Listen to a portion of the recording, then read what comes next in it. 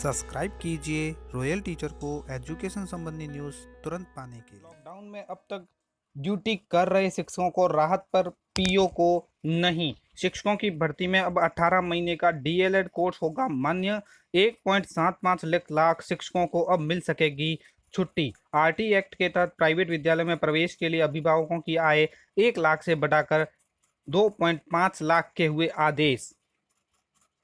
जी हाँ साथियों, प्राइवेट विद्यालयों में पढ़ने वाले जो गरीब बच्चे हैं जिनके माता पिता की आय पहले 1 लाख रुपए तक का आदेश जारी किया था, उसको वर्तमान सरकार ने बदलकर 2.5 लाख रुपए कर दिया है। यानी आरटीई की सीमा है वो 2.5 लाख रुपए कर दी गई है। अगर किसी अभिभावक की आय 2.5 लाख रुपए तक है तो वो आरटीई के तहत प्राइवेट विद्यालय में भी निःशुल्क प्रवेश ले सकता है। और भी बात करेंगे आज के इस वीडियो में, तो दोस्तों वीडियो को पूरी अंत तक जरूर देखें। बात करें अपनी पहली खबर की, तो लॉकडाउन में अब तक ड्यूटी कर रहे शिक्षकों को राहत पर पीओ को नहीं। कोविड-19 ने अब तक ड्यूटी कर रहे शिक्षकों को राहत देने के लिए शिक्षा विभाग ने आदेश जारी कर दिए हैं, लेकिन पीओ को कोई राहत नहीं दी गई है।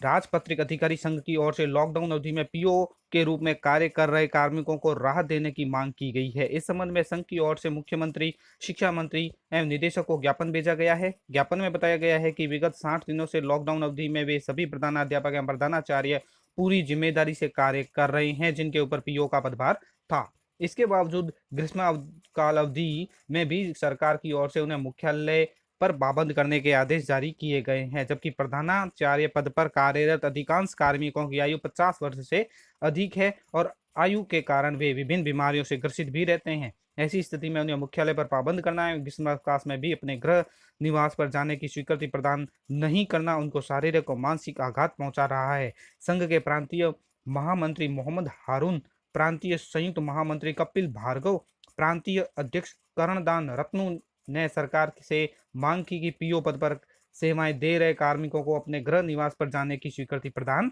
की जाए। बात करें अपनी अगली खबर की, तो शिक्षकों की भर्ती में अब 18 महीने का डीएलएड कोर्स होगा मान्य। राष्ट्रीय मुक्त विद्यालय शिक्षा संस्थान का 18 महीने का डीएलएड कोर्स अब शिक्षकों की भर्ती में मान्य होगा। मानव संसाधन विकास मंत्री रमेश पोखरियाल निशंक ने गुरुवार को शिक्षकों के साथ चर्चा में लंबे समय से चले आ रहे इस विवाद का पटाक्षेप कर दिया। साथ ही कहा कि कोर्ट का आदेश का सम्मान होगा। एनसीटीई यानी राष्ट्रीय अध्यापक शिक्षा परिषद को इसे लेकर निर्देश दे दिए गए हैं।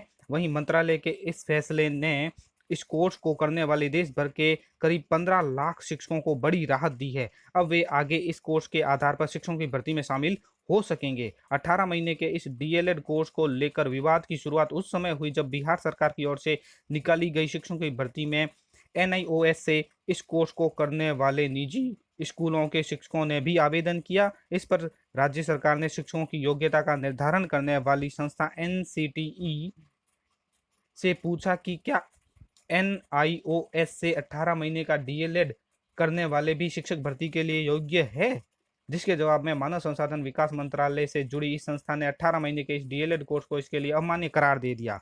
साथ ही कहा कि वे इसके पात्र नहीं हैं। इसके बाद निजी स्कूलों में पढ़ाने वाले ये सभी शिक्षक पटना हाईकोर्ट पहुंचे। इस बीच कोर्ट ने एनसीईटी की पात्रता नियमों को गलत बताते हुए इन सभी शिक्षकों को भर्ती में शामिल होने का करार दे दिया, लेकिन इसके बाद भी मंत्रालय और एनसीईटी इस मामले को लटकाए रहे। हाल में ऐसा ही विवाद त्रिपुरा, उत्तर प्रदेश सहित कई राज्यों में खड़ा हो गया था। स्कूलों में पढ़ा रहे करीब 15 लाख अप्रशिक्षित शिक्षकों के लिए सरकार ने 18 महीने का यह खास डीएलएड कोर्स उस समय तैयार किया जब शिक्षा के अधिकार का कानून के तहत निजी और सरकारी दोनों ही स्कूलों में पढ़ाने वाले सभी शिक्षकों के लिए प्रशिक्षित होना जरूरी हो गया था।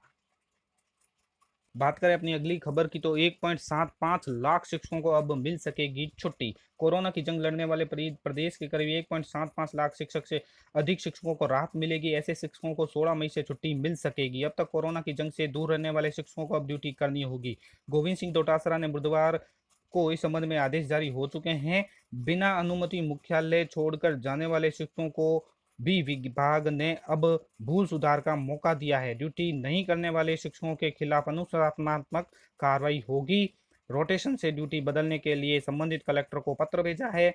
इस आदेश के बाद शिक्षक संगठनों ने भी सभी शिक्षकों को राहत देने वाला बताया है। साथ ही छुट्टी मांगने वालों के अवकाश स्वीकृत। जिन शिक्षकों ने अवकाश के लिए आवेदन किया था, लॉकडाउन या अन्य वजह से अवकाश स्वीकृत नहीं हो सके, ऐसे शिक्षकों के अवकाश स्वीकृत होंगे। शेष अवधि को लॉकडाउन में शामिल मानते हुए वेतन आहरित होगा। पंचायत प्रारंभिक शिक्षा अधिकारी को सरकार ने जिम्मेदारी दी है। कोर ग्रुप का सदस्य होने की वजह से पीओ को अपने स्कूल मुख्यालय पर रहना होगा। इसमें लापरवाही बरतने पर विभाग की ओर से कार्रवाई की जाएगी। मिड डे मील के प्रभारी को कर सकेंगे मुक्त। स्कूलों में मिड डे मील की कमान संभालने वाले शिक्षकों को भी अब पीओ व संस्था प्रधान रिलीव कर सकेंगे। इसके लिए स्टाफ का सत्यापन कर दूसरे शिक्षक को जिम्मा दिया जा सकता है। बोर्ड परीक्षाओं की तैयारियों में शिक्षा विभाग जुटा हुआ है, लेकिन बच्चों के सेंटर पर पहुंचने की परेशानी को देखते हुए अभी तक तिथि तय नहीं की है। ऐसे में 17 मई के बाद परीक्षा का कैलेंडर बनता है, तो अब तक ड्यूटी करने वाले शिक्षकों को सेंटर बुलाया जा सकता है। ऐसे शिक्षक जो कोरोना में तीनों लॉकडाउन तक संबंधित जिले में ही मौजूद थे, लेकिन अब तक ड्यूटी करने का मौका नहीं मिला, उनकी भी अब पीओ ड्यूटी लगा सकेंगे। बात करें अपनी खबर की, तो 15 मई तक मुख्यालय उपस्थित होने की बाध्यता नहीं। माध्यमिक शिक्षा निदेशक की ओर से स्पष्ट किया गया है कि मुख्यालय से अन्यत्र निवासरत कार्मिकों के शिथिलन प्राप्त श्रेणियों में सम्मिलित कार्मिकों के अतिरिक्त कोविड-19 लगाए जाने के लिए 15 मई तक मुख्यालय पर उपस्थित होकर कार्य करने की बाध्यता नहीं है। कोविड-19 संबंधी ड्यूटी में लगाए जाने वाले कार्मिकों को मुख्यालय पर उपस्थित होकर ड्यूटी करनी है। वहीं शिथिलन प्राप्त श्रेणियों के कार्मिकों को मुख्यालय पर उपस्थित होने की आवश्यकता नहीं है। वर्तमान में मुख्यालय से बाहर कार्मिकों में से मुख्यालय पर केवल उन्हीं कार्मिकों को उपस्थित होने की आवश्यकता है जिनकी कोविड-19 में ड्यूटी लगाई जानी है। मुख्यालय पर ही निवासरत कार्मिक जिनकी ड्यूटी कोविड-19 में अब तक नहीं लगी है, वे मुख्यालय पर उपस्थित रहें और ड्यूटी लगाए जाने पर ड्यूटी में उपस्थित हो। आगामी आदेश तक वहीं रहेंगे शिक्षक। शिक्षण व्यवस्था में लगे शिक्षक आगामी आदेशों तक वहीं रहेंगे। शिक्षण सत्र 19-20 के दौरान शिक्षण व्यवस्था में लगे शिक्षक आगामी आदेशों तक जहां कार्यरत है वहीं रहेंगे। संस्था प्रधान उन्हें शिक्षण सत्र समाप्त होने पर उनके मूल पदस्थापन स्थान के लिए कार्य मुक्त नहीं करेंगे। इस बारे में शिक्षा निदेशालय की ओर से संयुक्त निदेशक प्रशिक्षण का कार्यभार संभाल रहे नूतन बाला कपिला ने संयुक्त निदेशकों, स्कूल शिक्षा, मुख्य जिला शिक्षा अधिकारियों और मुख्य ब्लॉक शिक्षा अधिकारियों को निर्देश दिए हैं। इन आदेशों के अनुसार लॉकडाउन की स्थिति को देखते हुए यह निर्णय लिया गया है। हालांकि ऐसे शिक्षकों का वेतन उनके पदस्थापन स्थान से ही वेतन आहरित किया जाता रहेगा। बात करें अपनी अगली खबर की, तो मुख्यमंत्री ने मंजूरी दे दी है कि आरटी एक्ट के तहत निजी स्कूलों में प्रवेश निःशुल्क जो प्रवेश होते हैं उनके अभिभावकों की आय सीमा होगी अब 2.5 लाख। 25% विद्या सीटें जो दुर्बल वर्ग असुविधाग्रस्त समूह है उनके लिए निःशुल्क प्रवेश के लिए अभिभावकों की वार्षिक आय जो है 1 लाख से बढ़ाकर अब 2.5 लाख रुपए कर दी गई है। ये उसका है वो आदेश। साथ ही गोविंद सिंह जी डोटासरा ने भी इस संबंध में कमेंट किया है, यानी ट्विटर पर एक ट्वीट किया है। वो ये है कि आरटी एक्ट के तहत निजी स्कूलों में निःशुल्क प्रवेश के लिए अभिभावकों की आय सीमा को गत सरकार द्वारा 2.5 लाख से घटाकर 1 लाख करने से जरूरतमंद परिवारों के बच्चे गैर सरकारी स्कूलों में शिक्षा से वंचित रह जाते थे। अतः कुछ दिनों पहले मुख्यमंत्री जी की अध्यक्षता में आयोजित शिक्षा विभाग की समीक्षा बैठक में इस आय सीमा को पुनः 2.5 लाख करने के मेरे निवेदन पर आज सरकार ने इस संबंध में आदेश जारी कर दिए हैं। इस नियम से शिक्षा के अधिकार की भावना को बल मिलेगा और निश्चित रूप से प्रदेश के लाखों अभिभावकों को राहत मिलेगी। धन्यवाद साथियों, वीडियो को जरूर लाइक, शेयर और सब्सक्राइब कीजिए। पास में आने वाले घंटी के बटन को जरूर दबाएं एजुकेशन संबंधी न्यूज़ तुरंत पाने के लिए।